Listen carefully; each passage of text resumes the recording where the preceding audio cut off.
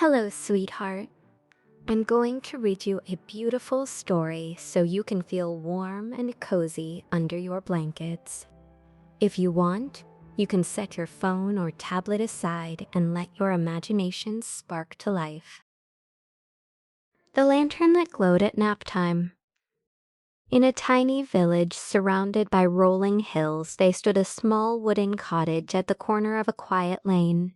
Hanging from its porch beam was an old brass lantern with delicate glass sides. During the day it was just a lantern, but in the afternoons, when the sun dipped low and the air felt warm and still, the lantern began to glow on its own, not bright, not flickering, just a soft, steady glow like warm honey. Everyone called it the Naptime lantern. One afternoon, a bunny named Flax hopped along the lane. Flax had creamy fur and long ears that flopped down whenever she felt relaxed, which was often. She paused in front of the cottage. The lantern was glowing. "Oh," Flax whispered, "it's time." She hopped onto the porch and curled into a furry ball beneath the lantern.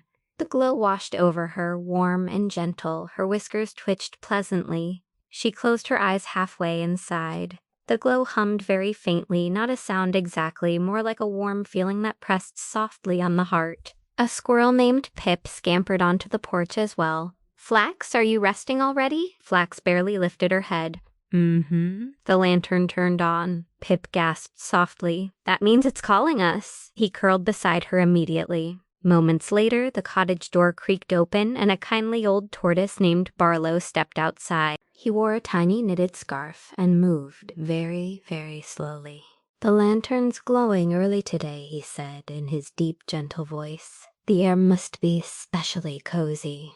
He settled on a cushion he kept by the door. The three of them sat, letting the lantern paint their fur and shells in warm gold. The porch boards beneath them felt like sun-warmed pillows. The breeze was quiet. The trees barely rustled. A few sleepy birds cooed in the branches. Flax's breathing deepened. Pip's tail drooped. Barlow's eyes closed completely. The lantern glowed brighter for just a moment, then softened again. Barlow spoke in a slow, dreamy mumble. "Do you ever wonder why it glows on its own?" Pip replied in an almost whisper. "I think it knows when we're tired." Flax nodded without opening her eyes. "It feels like it's humming a lullaby."